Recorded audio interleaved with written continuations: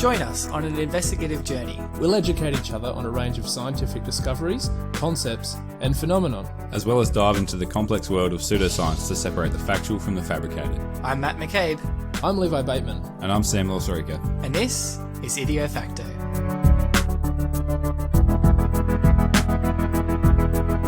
Well, it's pretty exciting to be joining you, boys.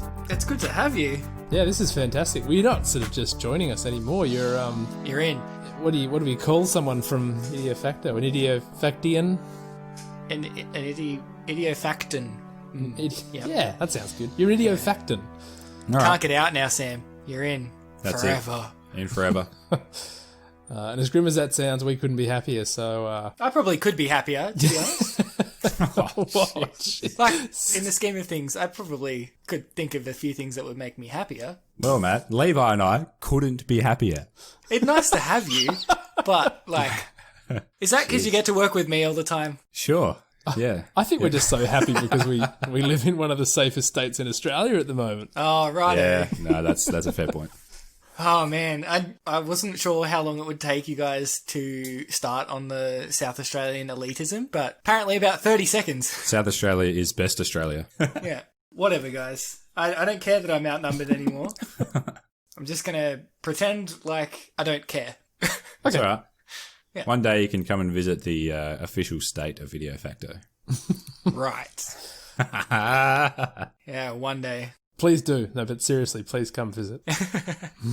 Oh, do you miss me, Lev? Is that what that's about? Oh, Caught ya. Not with everyone listening. Shh. Oh, sorry. Yes. Well, so this is the first episode of our new format as well. It is. Yep. Pretty stoked about that. Well, I mean, I don't know if I'm stoked about it, to be honest. I'm stoked about the idea of it, but we don't know how it's going to go yet because this is the first one. Yeah. So it could be as strange and alien to us as the first episode of the first season, which... Oh, let's not talk about that. Yeah, okay. Oh, right. But rest assured, the final product will be much cleaner than the unedited drivel in between. Well, and also, like, we're no longer recording on our headset mics from our gaming headsets, so, you know, that's a perk. That's true. I bought a microphone just for this. So who do I send the receipt for my mic to get reimbursed? It's actually accounts at idiofacto at mattmccabe.com. Oh, cool. Yeah, he'll fix it up. I'll give that a try. Yeah. mattmccabe.com is my domain name after all. Is it? No. Oh. I don't have a domain name. Are there people who have domain names to themselves? .com. I'm looking it up right now. Let's hope it's child friendly because Matt McCabe Adventure Blog. Motorcycle travels around Europe. There he is. Yeah, I have very rarely ridden a motorcycle in my life, but that sounds like me. Yeah. Jeez, you went quiet 2019 though. You all right? What was happening there? What? It's when I started Idio Facto, so didn't have any time to do anything apparently. Turns out you're also a mid-50s gentleman with a goatee. See, this is the thing. I come across as around the 30-year-old mark, but yeah, had you all fooled. There you go. Suckers! You know what else you are that I had no idea of? Well, what's that? Is an electrician. Not as far as I know. Well, I mean, I didn't know that either, but Wednesday afternoon when I arrived home to meet the electricians that had been fitting the solar panels on my roof, there you were, standing in my shed. Oh, yeah, I forgot about that. I meant to tell you, but no, I'm sorry, I don't follow you. I was not in your shed. So was it just someone that looked like me? It was uncanny, and I actually had to get Christy to check the following morning when they came back to finish the job. This guy has to be your long-lost twin, separated at birth. Everything was exactly the same. He must have been the same age. The mannerisms were the same height. It's just, if you were to grow like a 20 centimeter long beard, this was you. Like this. Well, it's been a while since you've seen me. I probably could have grown a 20 centimeter long beard in that time. It has been COVID lockdown, by the way, so you know there's a lot of beard growing going on. Well, except for the fact that this guy introduced himself as Dan, what if it could have been giveaway. You? Yeah. Was it Dan McCabe? I didn't ask his surname. As far as I was concerned, it was Matt McCabe. Right. Well, I can pretty well assure you that it wasn't me unless I've gone into some fugue state and not realised that I'm actually an electrician for half of my life. Well, the most important part about the story is I've got solar panels. Ooh. Right. Doing a bit for renewable energy. Doing a bit for our hip pocket, really. Trying to reduce the ridiculous power bills that you get in South Australia. Porque no los dos? Did you see the ones, I saw just an article about it today, the ones that they've been printing? Like printable solar panels? They're really that's cheap to awesome. make. How cool is that? Wow, That really? is awesome. If that drives the cost down, Like they're not as efficient and they don't last okay. as long. But if it's way cheaper, which is pretty cool. Well, if they're cheap, you could replace them more often without the added cost. the only thing I'd be worried about is the material use. Yeah, I'm not sure. I didn't really look into it, but interesting idea. About 10 years ago or 15 years ago when there was a massive push from the government and there was rebates for everybody to put solar panels on their house and technology was moving quite fast. I was obviously only very young then, but I said, wouldn't it be great if in the future we were able to paint on some sort of photovoltaic array onto people's houses, Oh, yeah. put on an array of wires or something on the exterior of a house and then put on conductive paint or, photovoltaic paint and it would produce some sort of solar paint panel. That it's not happened yet, but if we're now printing solar panels, who knows how far off that will be. Yeah. I hope you've patented that idea. I painted that idea. Patented. Painted it. I hope you patented it. That's a really hard word to say. Patented? Yeah, okay, you can say it, whatever. Can you say pocketed it? But pocketed it. Anyway, we should probably get into it. That's a lot of talk. This is what happens when Sam comes, right? We just talk nonsense the whole time. Sorry, my bad. Disrupt the flow. I don't mind. This was one of the ideas behind it. Let the conversation roll on. It's fun. Well, I'm going to roll the conversation on to a news story that I read the other day. Yeah. Did you guys know that there's a new zodiac sign? I did hear. I did hear Did about you? it. I saw the news, but I didn't know that there was a new one. Oh, well, there's not. Yeah. Oh. No. Okay. Fake news. Oh. It was reported in a number of places that there was a new zodiac sign, that NASA had redefined the parameters of what constitutes a zodiac. And look, I'll be honest with you, Was NASA were the ones that instituted the change, or someone? No, the report was that NASA had instituted the change, but Right, I mean, okay. this push for a 13th zodiac sign has been going on. It happened in 2018, it happened in 2011, it happened pretty much every few years since the 1930s. And there are some branches of astrology that recognize a 13th and a 14th even zodiac sign, but generally I'm hesitant to say mainstream astrology, but the mainstream, like the Popular. main body of thought at the moment for astrology says that there's no 13th sign. However, I'm going to be honest, I spent this afternoon attempting to listen to an introduction to astrology podcast, and I nearly fell asleep at the wheel. An entire podcast or just an episode? It was an episode, but it was a 3-hour long episode that was Oh my God. ostensibly, yeah. I mean, I got halfway through it, I think, but ostensibly it was to explain the very basics of astrology from why it is a thing to what each star sign actually means. I struggled. I really struggled to get through it. The thing that I struggled with was the way that they were trying to explain it was basically just saying random terms. Like they would say, okay, we're now going to explain what the houses mean. And then they would go on to say, so there are 12 houses and there are 12 signs, but you can't confuse the houses with the signs. What are the houses? Well, they didn't explain it. All they said was that they shouldn't be conflated with the signs and things like that. They talked for about half an hour about the houses and didn't actually explain what they were. So I'm still utterly confused by the whole thing. And having spent an hour and a half listening to the introduction to astrology for noobs, I still am no closer to understanding what it's all about. This is the thing with astrology, right, though. It needs to be predictive. They've given like a whole list of characteristics for, Aries is a fire sign, it's a cardinal fire sign, or this is as much as I gleaned from this podcast episode, which means that, that Aries will burn out quickly, but they'll have a lot of energy to do something very quickly, and then they'll burn out quickly and they'll need to rest. And it just got me thinking about the concept of astrology really as a whole. And I thought the real test for astrology is if you had someone who knows a lot about astrology. Like, these people doing this podcast clearly knew a lot about astrology. They were very, very into it. They had clearly studied it a lot. But that doesn't mean just because it's complicated and it's well studied does not make it legitimate. It almost fits in with the impact of placebos. We've spoken before about the more invasive or intrusive the procedure, the more profound the placebo effect will be. So if you're telling somebody that they're taking a pill, well, that's having a placebo effect. But if you're telling somebody that they're having surgery, then because that's a lot more invasive and it's a lot more serious, it's a bigger deal, and it's probably a lot more complex, then it's going to have a greater effect on your belief or the placebo effect that's impacting your healing.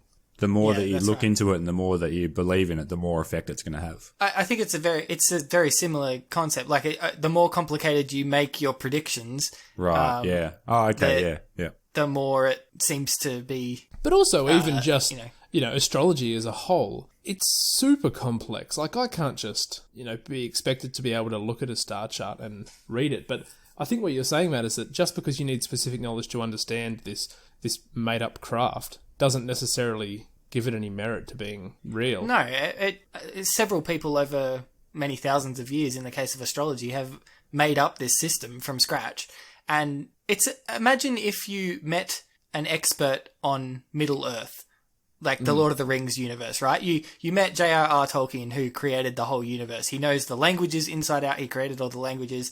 It's a complex world with a complex history. There's tomes written on the world of Middle Earth, and you spoke to an expert who studied all of these tomes, who spoke to Tolkien, who knows everything that there is to know about Middle Earth, and you ask them a question about what a specific elf would do in a specific situation, and they'll give you a very good answer of what that elf would do in that situation, because they know that character inside out and they've studied all of this work. But that doesn't make it any less fictional.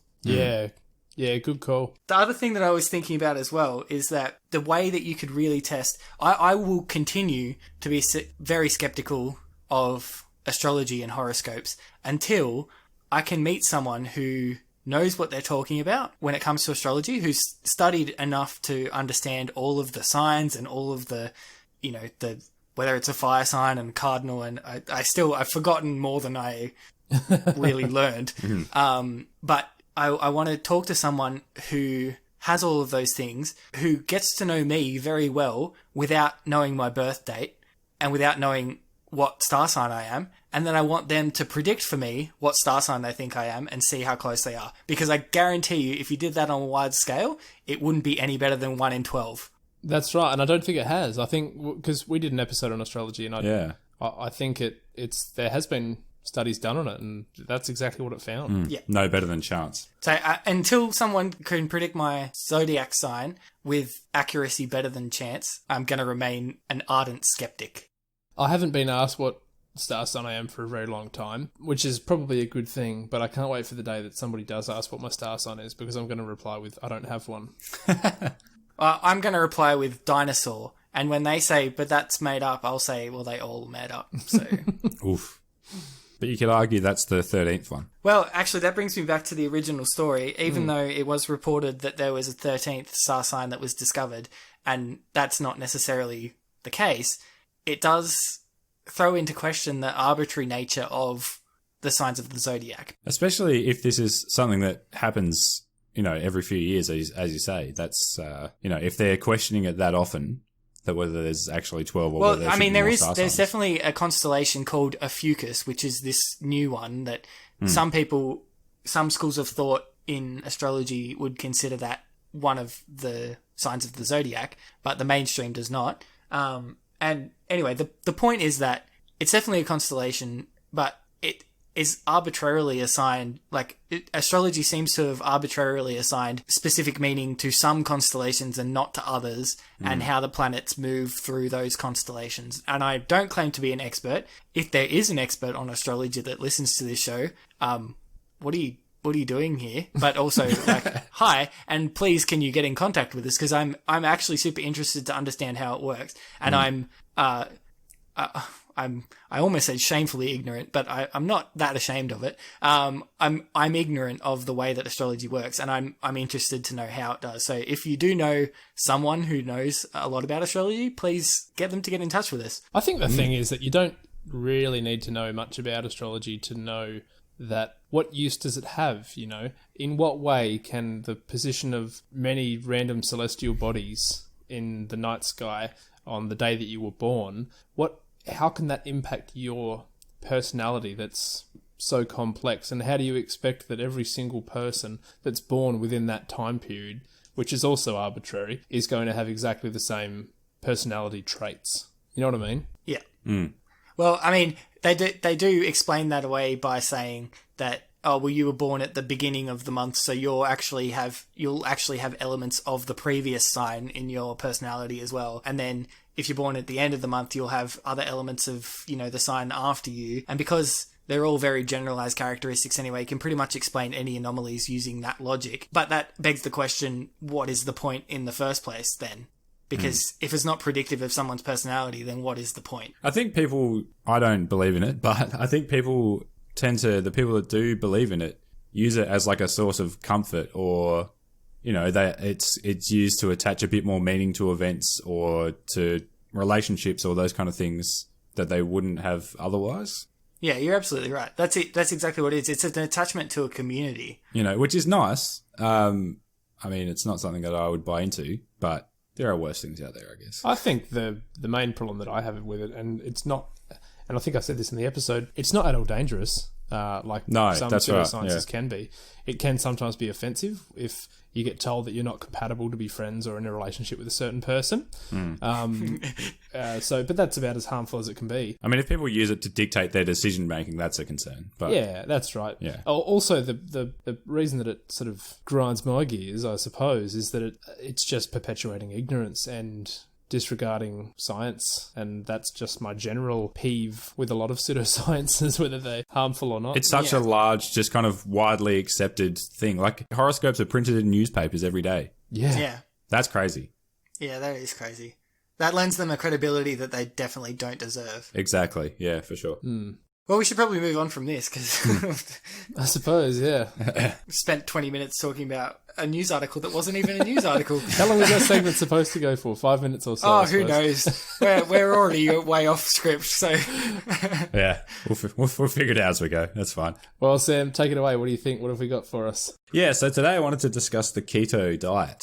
Have you guys heard of the keto diet? I have. Yeah, I have. Of course, because it's huge. Because it's a, it's a revolution. It's a brand new thing that will fix everything. It's so easy, Sam. All you have to do is just eat fat, right? Just pig fat, straight off the pig, right? Just about. Just gorge yourself on fatty meats and cheese, and avoid fruit, but, go for it with the cheese and sausages, right? And then you'll just lose weight. If there's one thing I've learnt from 13 years of schooling in Australia, it's that fruit and vegetables should be limited as much as possible.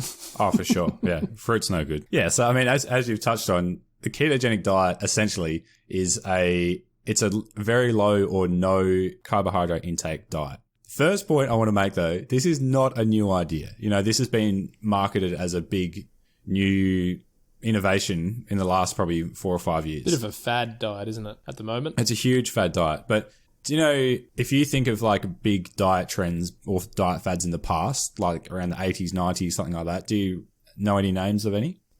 Atkins? Atkins. Guess what Atkins is? Is it a keto diet? Low carb. Oh, right. It's the same thing. It's the same thing repackaged. Throw out the bread, pasta. Yeah. It's repackaged. But they're delicious. So, I mean, low carb's been around since the first mention of it was in the mid-1860s. What? And it's just been repackaged and repopularized, multiple times. I think there was a big trend in the 1930s as well. Wow. Wow. But the big difference is that keto promotes low carb but high fat. whereas the other ones are all just kind of low carb. Oh, okay. Right. It's substantially different. Yeah. Oh, yeah. Yeah. Mm-hmm. So the origin of low carb diet was way back in 1864. There was an undertaker. He was a very big man. Tried a few different diets and was unable to reduce any weight. Wait, was this the Undertaker or an Undertaker? Just an Undertaker. Because the Undertaker is quite a big man. He's a big man, And he is scary. yeah. But a doctor told him to give up sugar, bread, butter, milk, beer, and potatoes, and he lost 46 pounds and 12 inches off his waist in 38 weeks. Wow. And thus started the revolution. Okay, I don't do imperial, so I'm not quite sure what that is, but A lot. but it sounds like a lot. It's a lot. Yeah, so the keto diet, essentially, there's a lot of different versions. The standard version is very low carb, moderate protein, high fat. So that's 75% of your intake is fat, 20% protein, 5% carbs. Wow. Which is, it's not much. So for like a 2000... 75% of your intake is fat. Yeah. Yeah, and how do you limit yourself to only 5% carbs? There are carbs in everything. There are. That's really hard to do. Like every now and then is. I track my my macronutrients, on different fitness trackers, and it's really difficult for me personally to stay under 20% carbs. Mm-hmm. Well, I mean, if you're looking at cutting out carbs, no grains, sugars, legumes, pasta, rice, potatoes, juice, most fruits. I mean, I'm already seeing a major issue with this diet, even if it does work. The longevity, which is the problem with most fad diets, is that it's just unsustainable. Yep. I'm not sure if you've planned on getting into it much, Sam, but before we get too far into it, can you explain what keto means? So essentially, our body's primary fuel source is glucose, which is a carbohydrate. So why would we want to deprive our body of its fuel source? So the theory behind it is if the supply is reduced to below 50 grams daily, which is a 5 to 10% carbs in like a 2,000 calorie, like a standard diet, right? Then the body has to get its energy from alternate sources.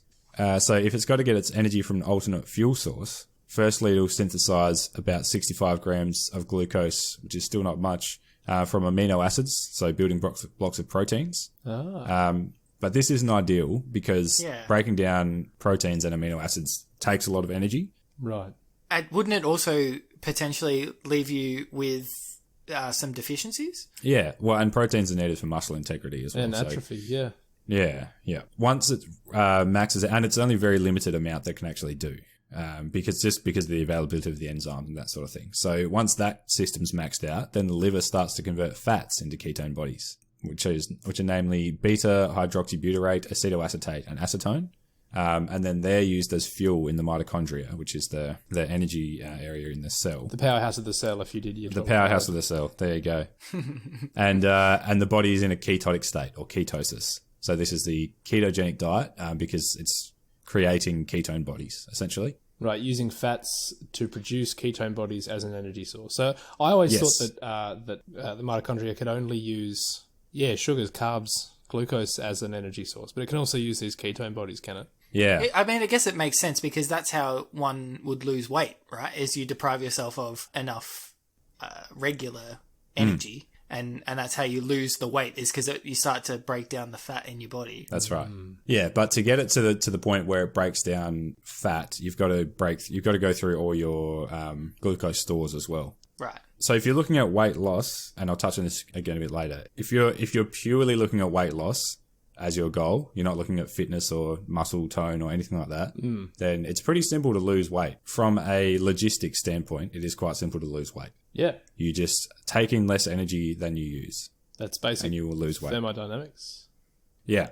However, most people, when they say their goal is to lose weight, it's not really to lose weight. It's to look better, to feel better, to put on muscle or improve muscle tone, all those kind of things. So you actually need to build muscle, you need a lot of energy. So it's not that simple when you get to that point. You're a powerlifter, Levi, and to build muscle, you have to eat a lot of food, right? Yeah. Oh, it depends on your body size, I suppose. But if you're exercising a lot, if you're burning a lot of calories, and if you want to increase the size of your muscles, the size of your body, you need to consume more calories than what you're using that day.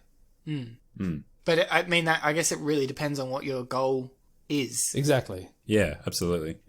We're making it sound quite simple, but it really isn't. And there are, there's people who have their entire careers, or there's entire podcasts alone dedicated to these kind of things. Dietitians and nutritionists and that sort of thing. So, nutritionist. Anyone can be a nutritionist. Got to be careful. Dietitian know what they're talking about because they do a specific degree in dietetics. Yeah, and there's huge amount of dietitians around, especially like sports focused dietitians, that basically do this kind of work that we're talking about, is, looking at how much energy you need, how much you're getting in, and from what sources. Yeah. But the keto diet really has been targeted mostly originally for weight loss, but then it's all, since then it's been used for a whole bunch of different things. Of course it has. Yeah. There was a big fad a little while after it came out to improve muscle function and brain function and neurologic function. The other things that there are claims that it works for are reduced brain fog, helps treat cancer. Of course. It wouldn't be a pseudoscience if it didn't help cure cancer. Every pseudoscience. That's right. Other things including childhood epilepsy, diabetes, Alzheimer's, Parkinson's, brain injury, and even acne and polycystic ovarian syndrome. Wow. These are all things that it's been said that it can work for. There's a few different versions of the keto diet. There's a standard, which is 75% fat, 20% protein, 5% carbs. Some of the other popular versions, there is a high protein ketogenic diet, which is more for people looking to build muscle. And the ratio there is more like 60% fat, 35% protein, but still 5% carbs. And then there's also another one called the targeted ketogenic diet, which lets you add more carbs around workouts. So, it's very varied. There's not really a particular definition. And as we have mentioned, there is a high emphasis on high fat foods. So things like high fat cuts of meat, fish, eggs, butter, nuts, healthy oils, so olive oil, coconut oil, those sorts of oils. And when I say nuts, it's only certain nuts, certain seeds. Some dairy is allowed, although some is not. So things like ice cream, cream, full fat milk actually have a lot of lactose, which is a natural sugar. So that's carbohydrates. But butter and hard cheeses have lower lactose contents. But all of this is very variable between different versions of the diet. So really, you'd probably need to basically pay someone to create a diet for you. Oh, yeah, for sure. In which case, lots of people could make money from this sort of thing. Yeah, they could. That's all I'm saying. I'm just pointing out that fact, just in case. Yeah, that's right. So looking at, all those claims that I mentioned that it works for. So childhood epilepsy has long been theorized. First was found that starvation diets were associated with reduced seizure frequency in kids that had kind of refractory epilepsy, so very difficult to treat with medications. And then later on it was noted that lower amount of seizures was associated with higher ketone body levels in the blood. So there was a Cochrane review published 24th of June this year, keeping in mind that there's very poor quality evidence, but up to 55% of children on a keto diet were seizure-free for 3 months. Wow. 85% of children had seizure reduction. The reason, we don't really know why it works, but somehow the use of ketone bodies over glucose as a fuel source in the brain reduces seizure frequency. Okay. But only in children. There's not really any evidence or any convincing evidence that it works in adults. Oh, right. And it's only been studied in refractory epilepsy, so, we're not able to treat it with our regular anti-epileptic medications. So there is actually reasonable evidence for that. But you said that the quality of the evidence was quite poor. Yeah, but any sort of dietary study, it's really, really difficult to get good quality evidence. There's a high risk of bias. There's a high risk of non-compliance. You can't really do blinded studies, so it's really difficult. I guess you're relying on people following the prescription as well. And also their recall on what they're eating, which is another big issue. I mean, I know whenever I've tried to track what I eat and I walk past a Mars bar and go, yeah, I'll have that, and then don't record it and then go, damn, I had a Mars bar at lunchtime. I forgot about that one. Yep. Yeah. And if I forgot about that, what else am I forgetting? That's right. The cookie that I ate with my coffee and, And, it can only show correlation. It's really difficult to show causation with dietary studies. Yeah. But, there's certainly no or minimal evidence of harm in those populations, so it's worth a try. Right. Yeah. So then people thought, well, if it works for childhood epilepsy, it must work for all brain issues, right? Of course, yeah. So claims for reduced brain fog improved mental clarity, better nerve cell function, reduced oxidative stress. Essentially, I won't bore you, there is no evidence. Alzheimer's, Parkinson's, there's just claims online, no evidence. Claims online are pretty good evidence, though, to be fair. You would hope not. One time I read something online, so I think that's pretty good evidence for it, really. Yeah, I saw it once. Must be true. I think maybe I vaguely remember seeing something once online, so it must be true. Must be right. I heard it on the Joe Rogan Experience. Oh, God. Oh, God. He promotes keto, doesn't he? Oh, I'm not yeah. sure. Probably. I mean, is it sensible for us to keep making fun of the biggest podcaster on the planet? I know. Oh, it's very concerning. We shouldn't do that. Anyway. We love you, Joe. Well, we Do we though? we respect your success, Joe. Oh, okay. Yeah, okay. We can say that. We certainly envy your success, Joe. We envy the success of your podcast. There we go. That's the one. There's the soundbite. Looking at the other claims, so for cancer, the theory is it starves tumor cells of glucose, and insulin actually promotes cell division along with some other hormones. So, it's an okay theory. There is absolutely no evidence to back it up, though. I couldn't really find any studies that have done it at all. But if you look on any website that tells you what keto can do for you, cancer is mentioned on all of them. Wow.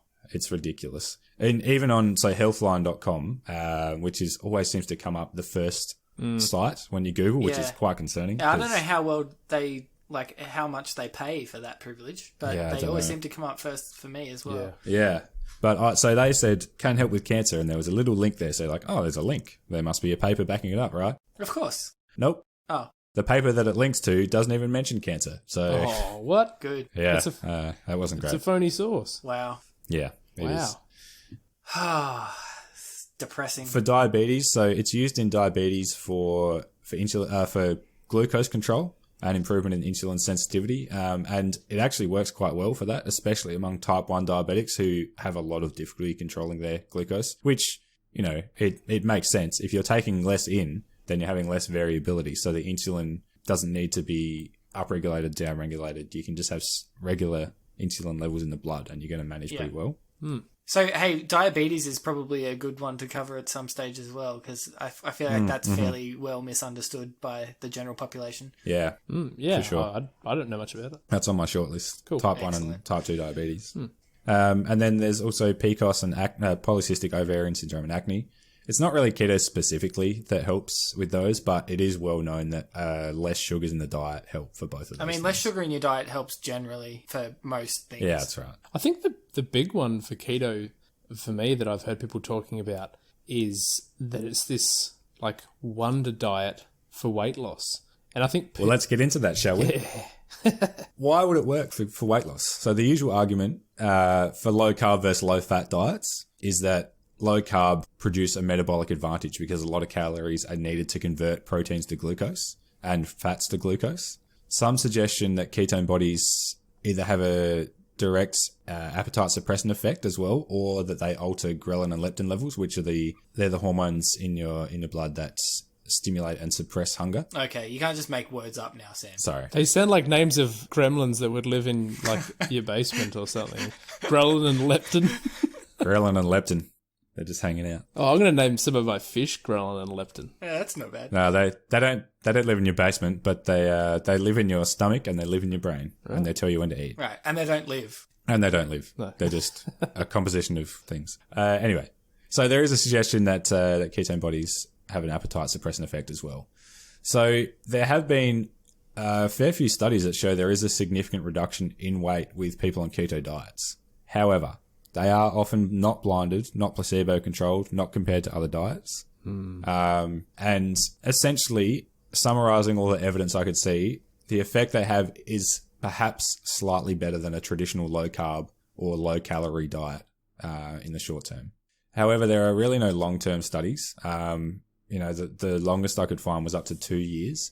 And looking at that study, there certainly was a reduced weight. There's a meta-analysis of 13 randomized controlled trials following some overweight and obese participants for 1 to 2 years on either low-fat or very low-carb ketogenic diets. they found that the keto diet produced a small but significantly greater reduction in weight, blood pressure, triglycerides, and a greater increase in both HDL and LDL cholesterol levels in the blood. HDL is high density lipoproteins and LDL is low density lipoproteins. Mm-hmm. HDL is good, in air quotes, good cholesterol, and LDL is bad cholesterol. I think you've spoken about these before on the podcast as well, haven't you, Sam? Can we direct people to that episode? I forget what it was. Oh, yeah. It was in the supplements episode. Oh, that was the fish oil one. Yeah. Fish oil, Yeah. So, increase in HDL is good, increase in LDL is not good. But they did show greater reduction in weight, triglycerides, and blood pressure at a 1 year follow-up. But the small weight loss difference between the two diets, it was minimal. It wasn't really much difference between keto and just a traditional low-fat diet. And then there was no difference at the 2 year mark between the two. And the compliance with the keto diet declined over time, which you would imagine with a not very palatable kind of diet. Yeah. So why would they work? Do they just succeed because they have a lower calorie intake? Yes. Possibly. Don't forget that higher protein intake and higher fat to an extent as well causes much higher levels of satiety. I don't know how to pronounce that word. Like, as in you're not satiated. How full you feel. Yeah. So the more protein, the more fat you have, the more full you feel. So you're going to consume less because of that. Maybe it's partly that appetite suppression effect from the ketone bodies. Or, and this is my theory with a lot of diets, is it just that people are more aware of what they're really eating? Yeah, that's definitely, that seems to be a common theme with all of the diets that we've covered so far. For sure. Or all of even supplements and stuff like that. It's that it's definitely more about the awareness of what's going into your body. Yeah. And a lot of the studies are much shorter term than that 1 or 2 year follow-up. And they do show a good reduction in weight over like a up to 3 months usually period, that's great. But I think the thing that's still very important to point out with the keto diet is that regardless of its, I suppose, physiological effects or differences to other diets, is that you still, for it to work at all on weight loss, at least, you still need to be in a calorie deficit, right? I think that's where people misunderstand it, is that they assume that if you go onto this keto diet, high fat, low carb, you can eat all the fat you want. You can eat as much as you want. And of course, you can go and eat that bloody Hungry Jack's burger, just take off the bread, and you're right, because it's just got a high fat and it's dripping with grease, and you lose weight. But of course, you still need to be below, you need to be consuming below your calorie rate, don't you? Yeah. And keeping in mind with all these studies as well, these are prescribed diets. So they are either provided the food directly or given a list of how much of each thing they need to eat. And this is not just some random article that they found on the internet. This is prescribed by the dietitians who are creating the study. Yeah. So yeah, that's right. And as you talked about earlier, it sounds really complicated what you can and can't eat. And it's more than just saying high fat, low carb. Yeah. So I mean, there's a really good. If you just search keto diet, you'll see all the different variabilities of it. Thanks. There's a really good summary of it on. I'll link it in the show notes on harvard.edu, which actually looks at all the evidence as well. It's very good. So I mean, it sounds good. There's evidence that it can help with weight loss, maybe help with childhood epilepsy, maybe help with diabetic control. Great. So give it a go, right? Hang on. Is there anything you should be concerned about? Any side effects, any concerns? Can I raise one concern that I think might be... Go for it. Potential nutrient deficiencies? There are. And the longer term you're on it, the higher risk that is. If you're consuming a whole bunch of fats and oils and, you're neglecting a lot of different food groups that provide you with a lot of different essential nutrients. Mm-hmm. Well, there are essential amino acids and essential fats, essential dietary amino acids and fats. There are not any essential dietary carbohydrates. Right. So theoretically, you can get everything you need without carbohydrates. Right, okay. Theoretically. If it's done properly. Prescribed a diet that is done properly. Yeah. Heart disease? In regards to the heart disease, Levi, essentially there's just not long enough studies to know whether there's an effect or not. Right. There certainly is a theoretical risk in that your bad cholesterol and your triglyceride levels go up, which we know contribute to plaques on the arteries. So there is a theoretical risk there as well. But as I say, theoretical, there's no evidence to back that up either. Some of the most common effects in the short term: headaches, fatigue, irritability, nausea. There's a phenomenon called keto flu, which is essentially you just feel unwell, tired. It's because you're depriving your body of its primary fuel source, and it has to figure out what to do. Do you get over that after a little while though? Once your body does sort out? Yeah, you do. Yeah. But it lasts. It's pretty unpleasant and lasts quite a while. Right. Remember how I said that it's been theorized that it can help brain fog? It's a very commonly reported side effect, brain fog. So it'll either help your brain fog, do nothing at all for it, or cause you brain fog. So Yeah. As with Excellent. everything on Earth. Yeah. What is brain fog anyway? Oh, I've had it. A few years ago when I was consuming too much caffeine. Oh, yeah. Righto. And Can't it is concentrate. pretty awful. Yeah, you kind of almost feel like you're not present. It's not. It's nowhere near quite an out of body experience, but you sort of feel like really hard to focus on anything, not just complex tasks, but even just like hard to focus on the fact that you're sitting in a chair, just sitting there in a room. You know, it's pretty unpleasant. That does sound pretty unpleasant. It's anxiety inducing. Yeah, I imagine. And looking at other suggested long-term effects, there's an increased risk of kidney stones and osteoporosis, increased uric acid levels in the blood, which is the cause of gout. Oh. And there's also a possible damage to the kidneys due to high levels of nitrogen excretion during protein metabolism. So there are concerns, there are risks. If I ever mention anything medical on this podcast, I will say speak to your doctor before considering. Mm-hmm. I feel like you said that a bit too slow. What it really should have sounded like is, if symptoms persist, please see your doctor. Bit of just the fine print. Proper disclaimer. Cyclists and race walkers shown very bad performance on ketogenic diets, which you can imagine is because they have a very high energy requirement and they're not giving their body access to easy energy. Huh. So they're making their body work extremely hard when it's already working extremely hard. Interestingly, there was an article in a sports med journal last year that showed they were looking at it from the viewpoint that keto would improve performance in sprint and endurance athletes. But all of their results reported there was overall no decreased performance. So they were looking for benefits and they had to report in the end that there was no reduced performance because so no benefits.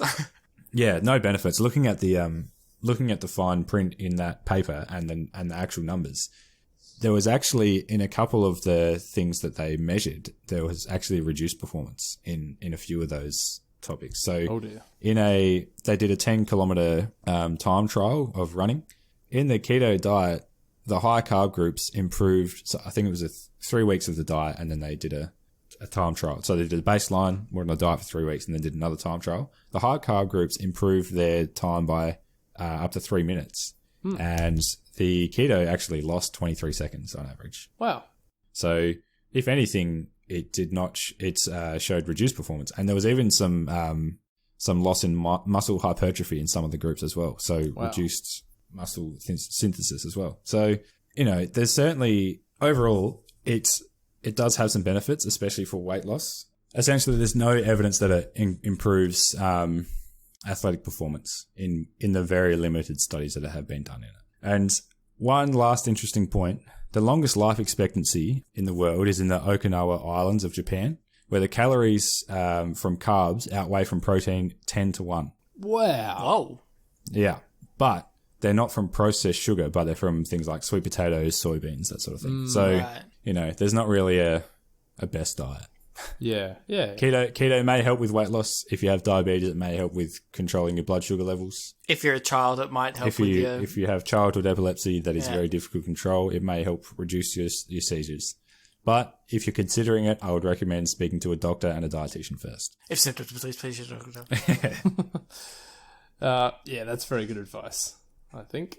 Something as complicated as what keto sounds like, and it's actually even more complicated knowing what I know now than what I knew at the start. You definitely should not just wing it and just eat lots of fat and not much bread. Yes, definitely should not be wung. No. No. So I heard a pretty cool analogy the other day. It's the puddle analogy. Have any of you guys ever heard of this? No. It's the puddle analogy by Douglas Adams, and you'd know Douglas Adams as the author of Hitchhiker's Guide to the Galaxy. Yeah. Yeah, Nice. that's right. Basically, the puddle analogy can be used as an explanation to the origins of life in the universe, or at least as a thought aid to understand the concept. Right, that's 42 though, isn't it?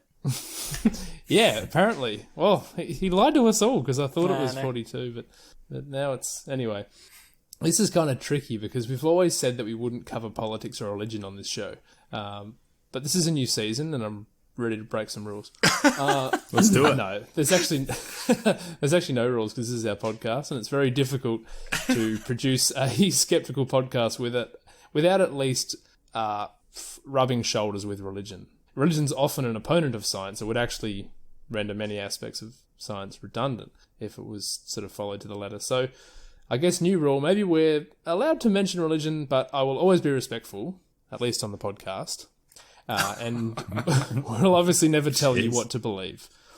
So, with that in mind, I'll proceed. Except in the case of science, we'll tell you what to believe when it comes to science. We'll just present the facts. Evidence will tell you what to believe. It's true. That's right, you can make up your own mind. We've always said that. So keep all that in mind. So often you'll hear creationists use the argument that the universe, it must be the product of intelligent design because the universe is so finely tuned, right? Like the conditions so precisely allow life to exist that if any one of these conditions were altered even slightly, life would not be possible. And this is called the teleological argument, and that is the argument for the existence of God from the evidence of order and hence design in nature. So anything that seems ordered, like even DNA, indicates design and therefore a God. So the classic is an eye as well. And the classic creationist argument is what use is half an eye. It must have been designed exactly the way it was because it's perfect for its purpose. If there was any one less piece of that eye, like each part of the eye has a purpose, and if it wasn't there, then the eye wouldn't perform as an eye. That's right. So how did it get to that point? Yeah. There's a very good Dawkins video on that we should probably link in the show notes. Yeah. But a few examples of this are, the arguments are often if there was even a slightly different composition of the gases in our atmosphere, then life couldn't exist. It would be nowhere near enough oxygen, or the rain would be too acidic, or something like that. Or if the Earth didn't have exactly a 23.5 degree tilt, then we wouldn't have the seasons that we have, and many plants wouldn't exist and couldn't exist, and then we wouldn't have life on Earth if we didn't have plants. Or if the Earth was any closer or further away from the Sun, there's problems with this argument too, because the Earth's distance from the Sun does change greatly by about 4 million kilometres, but we won't get too into that. So the analogy is the puddle analogy. So Douglas Adams said, imagine a puddle waking up one morning and thinking, well, this is an interesting world I find myself in. An interesting hole I find myself in. It fits me rather neatly, doesn't it? In fact, it fits me so staggeringly well that it must have been made to have me in it. So that's the analogy, I guess, of humans live on Earth, and life on Earth can't be any different, because if the universe were any different, or if conditions on Earth were any different, it wouldn't allow life on Earth. But how good is this analogy? The universe is the pothole in the road, and life is the water, the puddle. And if the pothole changed shape, then the puddle would need to alter to fill the space. You know what I mean? Anything that's in the universe will sort of fill it, I suppose. And this is quite an elegant way, and really simply explains the possibility of the origins of life on Earth. We don't just happen to live on a planet that perfectly fulfills our requirements. We are a product of those requirements. And exactly. If perhaps the conditions on Earth were different when humans and when life was evolving, and if they were vastly different, perhaps life would have been vastly different, or vastly different organisms would have evolved. The other thing is, like, oxygen in different levels is poisonous. So, like, if we had slightly more oxygen, like we've evolved to be able to use exactly the right amount of oxygen that was available in our atmosphere or thereabouts, because that was what was available. Looking at it from the creationist argument, like if all our conditions were made perfect just for us, then why aren't there other planets that have conditions perfect for their life? Exactly. I mean, Well, our there might entire be. solar system, other than Earth, is a wasteland, devoid of all life. And, anyway. As far as we can tell. Well, yeah, that's right. And then to continue with that puddle analogy, if that puddle could somehow get up and look around and see other puddles in other holes, they go, oh no, I was shaped for this particular hole. Or if the puddle Yeah. was of a creationist bent, it would be like, oh, look how good God is creating all of these holes of different shapes for all of the puddles. Yeah. But the thing is that it kind of doesn't even... the puddle analogy is fantastic, but Yeah, it is. Yeah. you think of a deep-sea organism, an extremophile, bacteria that live on the edge of these thermovents in Fumaroles, they're called. the middle of deep ocean trenches. The badass bacteria. That's a vastly different pothole to what humans could live in. Yeah. I like that word, fumarole. That's why I brought it up. Fumarole. That's a good one. So there's so many different niches on Earth that different organisms fulfill. And the reason that they've fulfilled it is not because they've been created perfectly for that environment. That environment has existed. And therefore, the organisms have had to adapt to survive in it. Otherwise, they wouldn't have adapted. My mum sometimes asks me, she gets bitten by a mosquito, and she sometimes goes, oh, what is even the point of mosquitoes? And I'm like, what do you mean, what's the point of mosquitoes? She's like, well, why do they even exist? Why do spiders exist? Why do they need to exist? Why would that happen? And I was like, well, they exist because they fill an ecological niche. And she goes, oh, here you go with your science again. But, that's why they exist. There's no explanation as to why. Tab, you using logic in discussions. They don't exist for a purpose. They exist because there was a niche to be filled, and they managed to fill it. They didn't knowingly do this. It's the product of evolution. Yeah. I had a conversation with somebody the other day about the meaning of life, and they kind of said, innocently enough, they said, but why are we here though? And I said, well, I don't think the question is why, but how. And you can answer how we are here. The question why doesn't need to be answered. It doesn't need to be asked. I mean, it doesn't really have an answer. No, it doesn't have an answer. Because we're here because we are. It sounds clear, but that is the reason. We're filling a niche that was there to be filled. Yeah, It's right. very pragmatic and not very spiritual at all. But I think that I can speak for all three of us when I say that that's how we feel. Yeah, for sure. But it's looking at it, there's two different, more than two, but there are several different viewpoints you take from the question of why. What are you actually asking? Are you asking why as a species are we here? Or are you asking why are you alive? It's the same question, but you're really asking, it's the same word, but you're asking very different questions. Well, and also there's what part of that is the implication of, or the implied question, what should I do with my life? Yeah, that's right. Exactly, yeah. And that's an answer that everyone has to kind of come up with by themselves. I think the question that this person was asking was, what is the purpose of humans? What is the point of humans? What are we supposed to achieve by inhabiting Earth? And I just said, look, that's a really long answer, but it's also a really simple answer. And it's we have bred into us this desire to reproduce. So pretty much everything. But we also have a large enough brain that we can decide whether or not we would like to reproduce or not.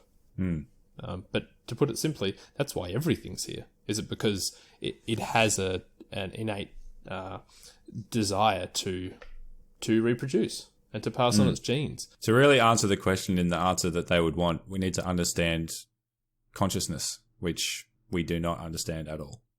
Yeah, big time. That's probably a good future episode, maybe? Oh, okay. Good You luck. can have that one, Lev. Shock I'm not. More of a philosophical conversation, I think. I love how Sam and I both went, ooh, nah. I'll get away from that one. I thought it was a great idea. It would be a very interesting discussion. Yeah, it definitely would I don't be. think it would be I don't very think we'd get educational. anywhere. Yeah. But anyway, that's the puddle analogy, and I read somewhere that Richard Dawkins finds this more and more joyous to read every time you read it, and I have to agree, and if it's good enough for Dawkins, it's good enough for me. Oh, well, Cool. I wouldn't want to be his mate, but I don't disagree with anything that he presents. Yeah, I wasn't going to say it, but he certainly bases his arguments on logic. Yeah. How about we say that? Yeah. Yeah, so cool side story. So one of my favorite, well, it's a medical story, but it's science, is the discovery of Helicobacter pylori. Have you guys heard of Helicobacter pylori? I have. Yeah, he runs a Greek restaurant in Mount Gambier. It's pronounced helicopter. Helicopter. Sorry, that's right.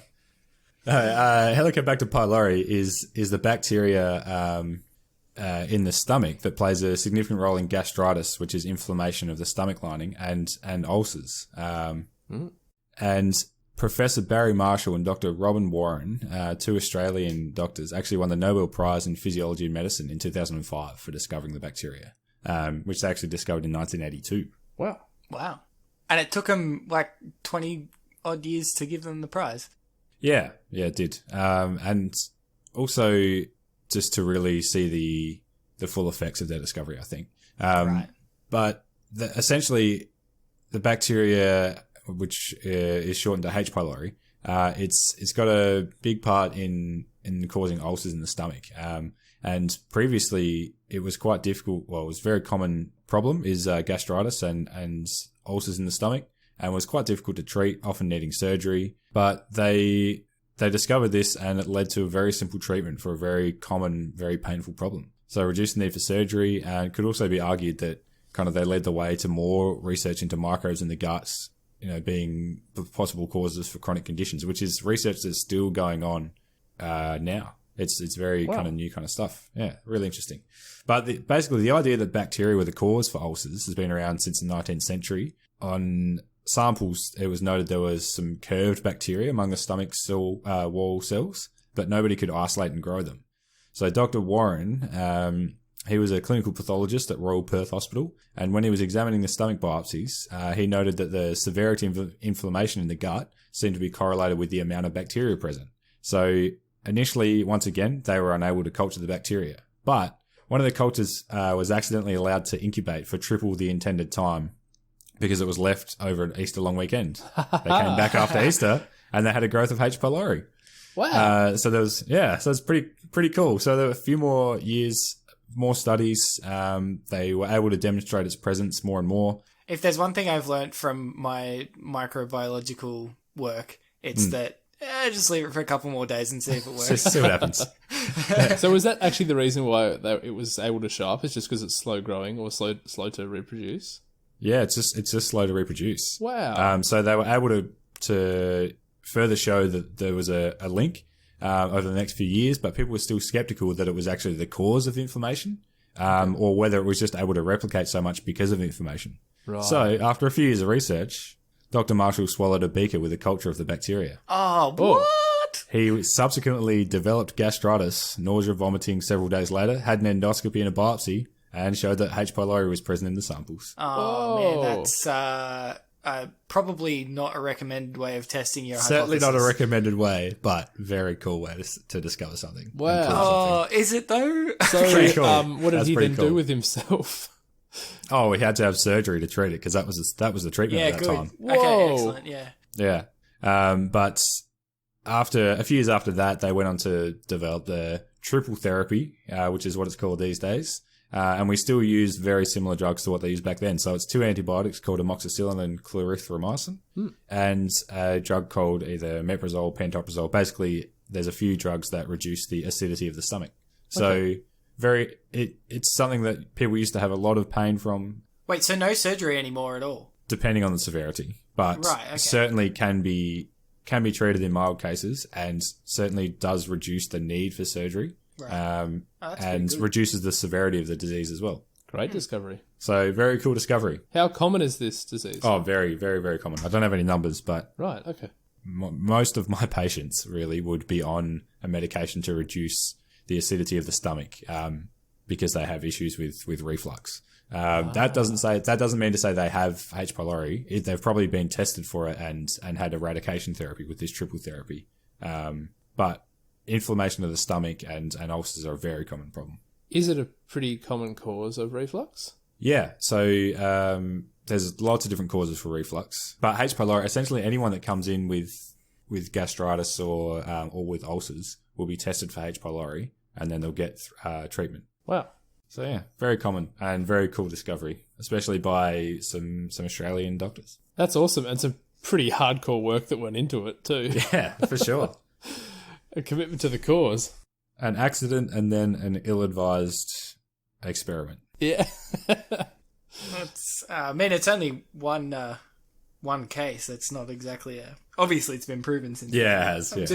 If you're casting a skeptical eye over it, you'd say, well, that's one case. I'm not sure that amounts to a proof of a hypothesis. Oh, right, okay. We'll go and snatch the Nobel Peace Prize off them then.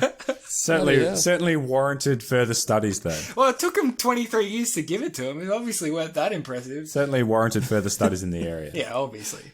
Anyway, cool science story, bro. Very cool science story, bro. All right, well, we're going to try something else at the... Sorry, what were you going to say? Oh, I was just going to say, does anyone have any recommendations of anything? Yeah, I was going to say we're going to try something new at the end of each episode. Yeah. Yeah. And I think you have a recommendation for us, Levi. Yeah. What is it? I'd like to recommend another podcast, actually. Oh, no. No, we can't do that. It's Joe Rogan Experience. Not sure if you know. It's Astrology for Beginners, a 3-hour...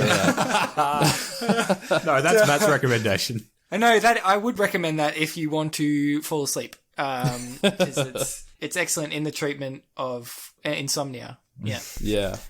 Well, that leads really well into what recommendation I'm going to make, because there actually is an episode on somnology, which is sleep. It's a podcast called Ologies with Ali Ward. Excellent podcast. The host, Ali, interviews and talks to a whole heap of different ologists. So she talks to volcanologists, primatologists, entomologists, anything that you can think of that astrologists? People... I haven't seen it. No, I don't think she would talk to astrologists. Astrologers, they're actually called. So it's not an ologist. There you go. Right. Okay. Oh, well, that's perfect. But definitely go check it out. But first, what you need to do is go back to Season 1, Episode 1 of Idio Facto, listen to all of the first and second seasons of Idio Facto, rate and review on iTunes, tell all your friends, and then you can go and check out Ologies because it's fantastic. And Ali, the host, runs the podcast in such an intriguing way. She really has this air of excitement about her, regardless of what she's talking about, whether it's she's talking to a... Sam, you can probably remember the name of it, but a noseologist? Or not. I don't know what the word for a noseologist would be. A noseologist. We'll just call them a noseologist. I'll just say whether she's talking to a specialist on noses or... It's an ear, nose and throat doctor, isn't it? Yeah, they are. It's just ENT specialists. Yeah, but... hang on. It's a rhinolaryngologist, which basically is ear, nose, throat. It could be it, yeah. Rhinologist? Rhinologist? Yeah. Anyway. Whether she's talking to a nose specialist or an oceanologist or someone who's talking about bugs or volcanoes, she always just asks the cutest, most excited questions that really should invoke anybody's curiosity and interest in that topic. And at the end of each episode, I just find myself super interested in whatever she's talking about. I mean, last week I listened to an episode on corvid thanatology, which is crow funerals. Oh, yes. Yeah, crows have funerals for other crows. I didn't know that. Is that why they're associated with death? One of the reasons. I had heard that. Yeah. But I didn't know that there would be a specialist in the field. Yeah. I mean, technically they were just a corvid research specialist, but they also, the episode was mainly about the funerals that they hold for other crows. Yeah, right. And their behaviour.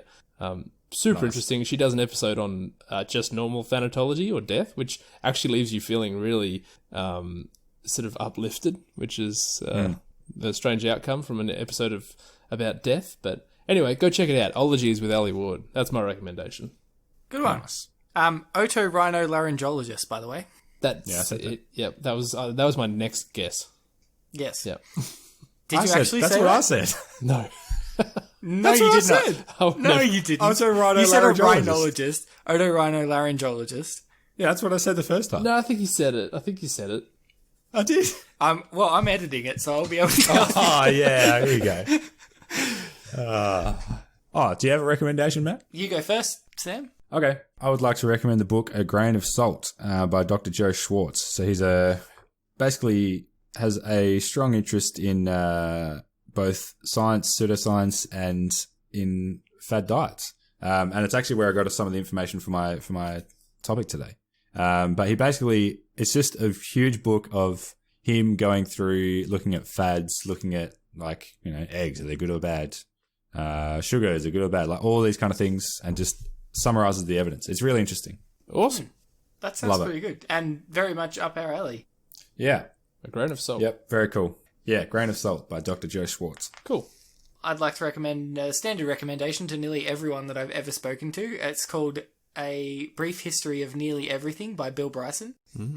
It's basically... it goes from the beginnings of the universe to modern day humanity, and just talks about the general science and sociological background for pretty much everything. It says it in the title. It's a brief history of nearly everything. So, And it's a book. yeah, it's a book. It's an excellent audiobook as well, if you're that way inclined. And it's probably, I would say, the best sort of summary of a history of science, certainly that I've ever read. And it's very accessible, well written. Bill Bryson is amazing, and I would encourage everyone to check it out. Nice. Great. Good recommendations. Love it. That's our first episode of season 3 done, boys. Done. What does everybody think Nice about work. the new format? I mean, I had fun. Yeah, Yeah, great. That was great. I quite liked it. I'm not sure how the editing's going to go, because it's a lot more conversational, and there's a You just leave it all in. a lot going It's on. fine. And that's it for this first episode of season 3 of Idio Facto. Forward all suggestions, hate mail, evidence, and arguments to idiofacto@gmail.com. And you can reach us on Facebook, Instagram, maybe not Twitter. I should probably stop saying that. Do you use Twitter? I don't use Twitter. And all other social platforms at Idio Facto. Do we have a Twitter? We do have a Twitter, yeah. There you go. If you like the show, please rate and review us on iTunes or wherever you get your podcasts. It really helps us grow the show. Links are in the show notes.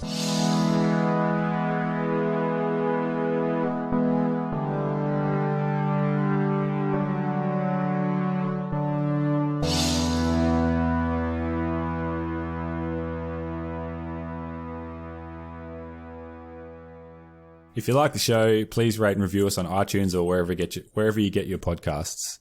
It really helps us grow the show. Links are in the show notes. Can you just do that again, Sam? Sorry.